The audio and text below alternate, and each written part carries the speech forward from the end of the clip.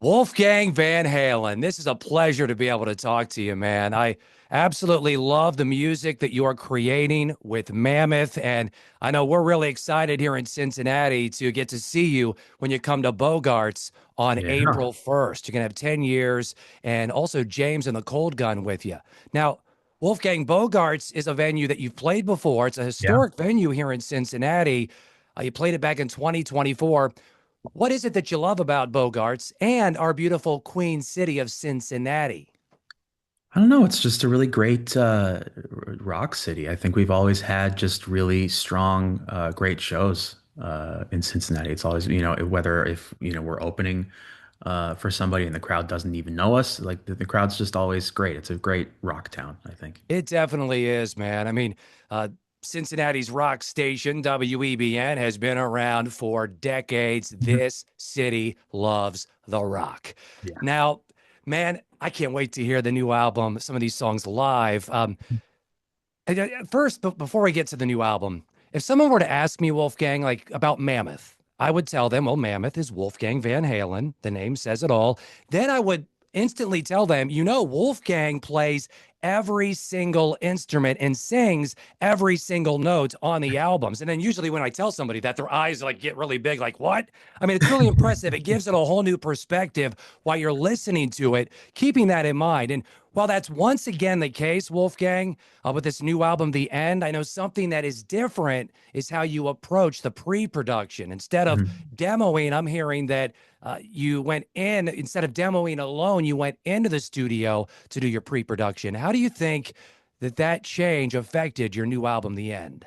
I think it made everything a bit more, I don't know, it just it added a lot more. I feel like I took more chances creatively because I think it was a lot easier to try something and if it didn't work, you could just kind of scrap it. It wasn't like I sat down making a demo on my computer and just meticulously went over it and sometimes get bogged down by the software and just not doing good. But getting in the studio and just being like, you know what, let's try that. What if I open this song with this crazy tapping thing for 40 seconds? And then it was like, okay, let's try it. What if I do a slap bass thing on the guitar instead? And then that's how the end came out. I think there are a lot of songs on this record that wouldn't exist the way they do had that process not been what it was.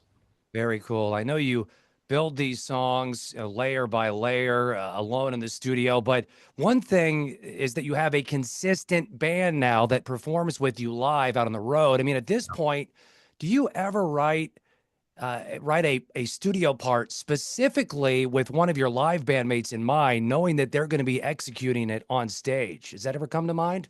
I think the biggest thing that's crept in my mind during recording now has been like guitar parts because usually between there's a lot of layers. I think when people see that there's three guitar players, people are always like, "Why do you need that?"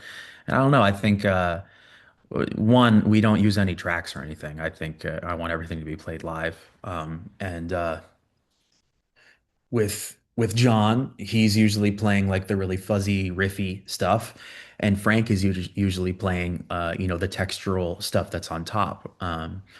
And so when I'm recording that stuff, it's usually pretty easy now. Even with them, when they're learning the stuff, they're like, okay, I can pretty much figure out what part I'm going to be playing because they gravitate to those types of parts.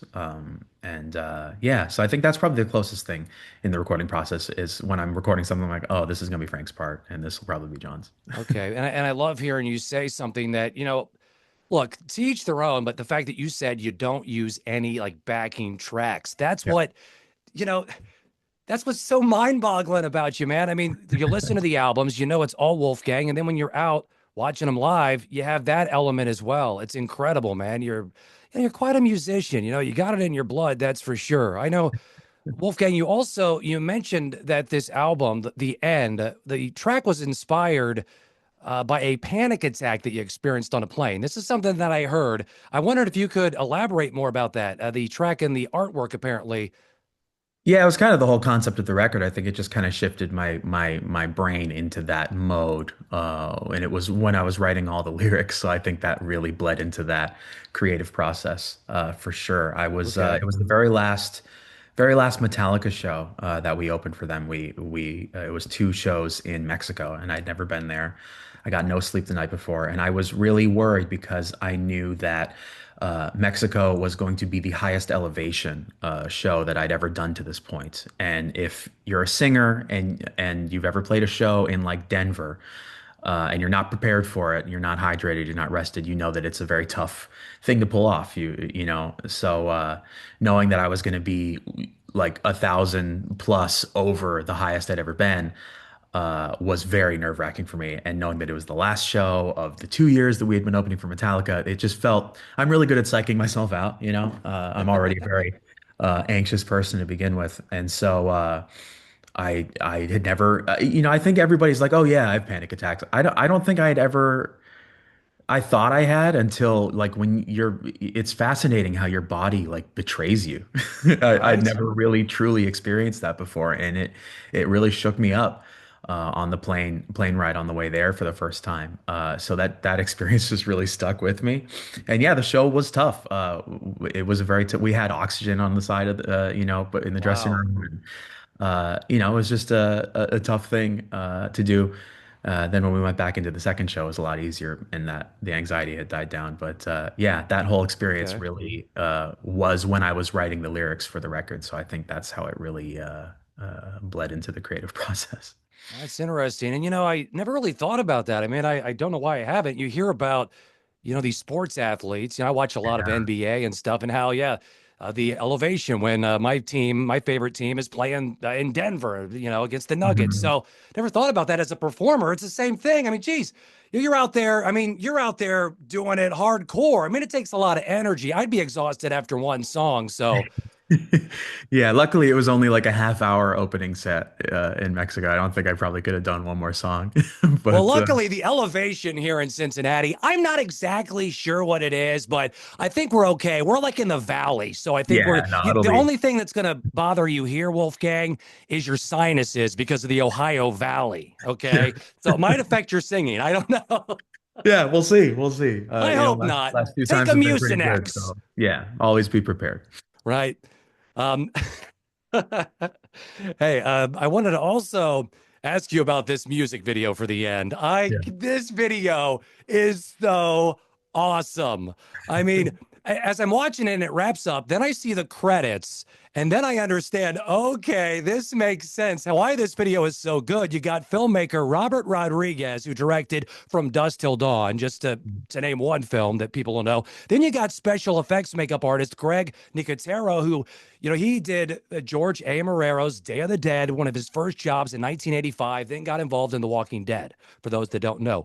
Yeah. Those two you hooked up with for this music video. How did you get him involved? Pretty crazy. I like just looking back on the fact that we actually did that is so crazy. I had met Robert a couple years ago. He came to a show, and I was insanely surprised to see that he was actually a fan and he enjoyed the music. And he came backstage. We hung out, exchanged numbers, and we had kept in touch ever since. And it was mid what 20 like the end of 23, I think. My brain is so no, it's 26. So it was the end of 24 that we were near him and he came to a show and I showed him some of the ideas that I was working on that would be the end. Because he had always, I guess in the back of my mind, I was always like, man, it'd be really cool if we could work together on something. I don't know if he'd be into that. But he was into the music. And then I just kind of, once the record was figured out and the end was the single and everything, I just shot my shot and I just said, hey, man, would you be into it at all? It would be really fun to do like a homage parody of From Dusk Till Dawn. So I couldn't think of anybody better to do it.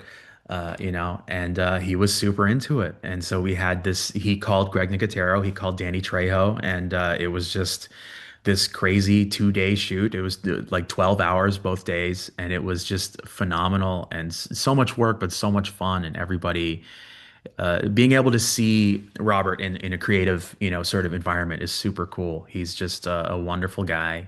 So is Greg and Danny. And it was just a crazy thing. I can't believe we did it. That's cool. Well, it turned out fantastic. I mean, I'm a big fan of the zombie movies in general. I mean, I love that stuff. So when I was watching this, I'm like, this is so cool, man.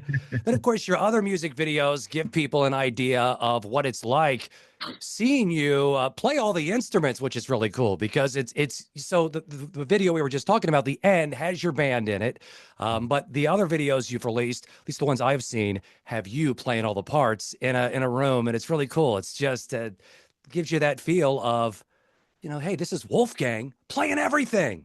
Yeah, it was the last couple of records there were I think a thing that a lot of it's just been a thing where people will release like lyric videos. It's like a visualizer Yep. and just the lyrics of the song.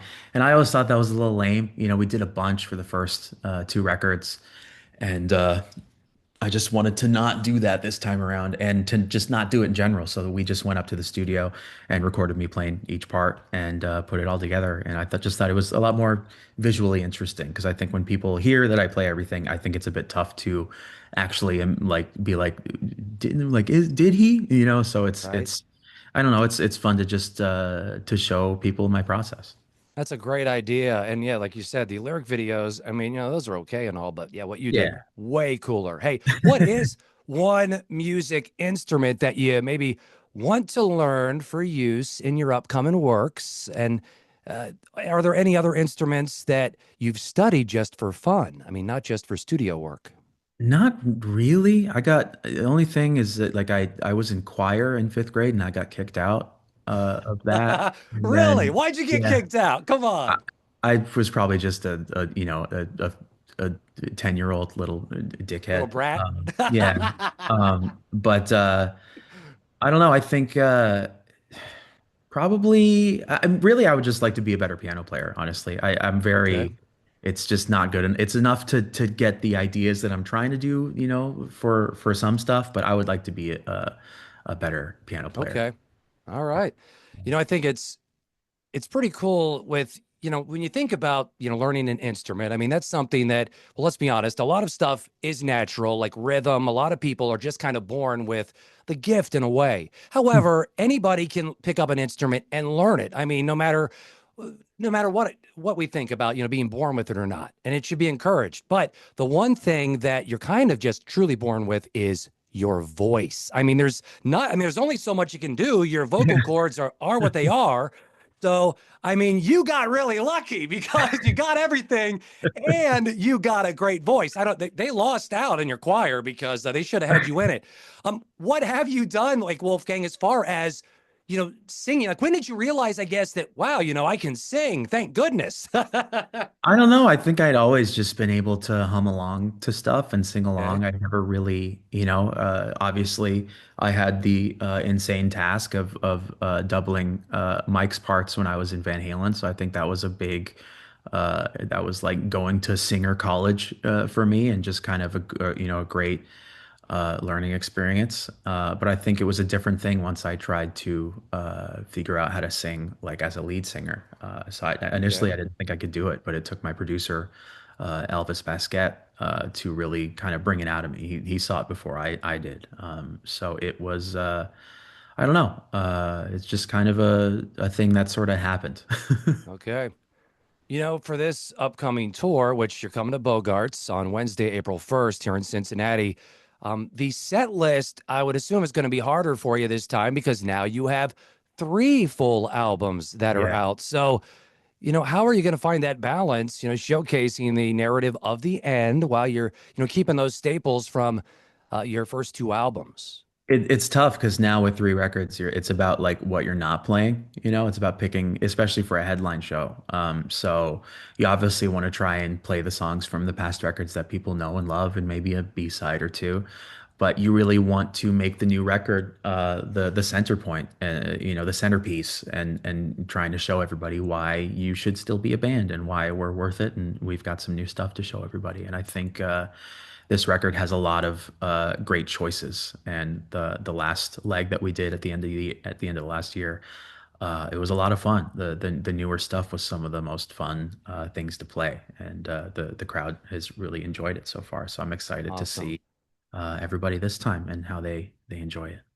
Wolfgang, we are really excited to see you here in Cincinnati, man. And then I know you're going to be in Columbus, which is 90 minutes away from us. We'll Mhm. be seeing you again there at the Sonic Temple Festival. I know for those that don't know, Bush, that was just announced. You're going to be going out on tour with Bush, but Yeah.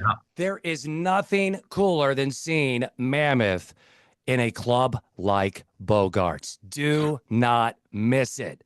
Thank you for taking the time to chat with me, Wolfgang Van Halen. I'll see you at the show. Can't wait, man. Thank you so much. Take care. Take care.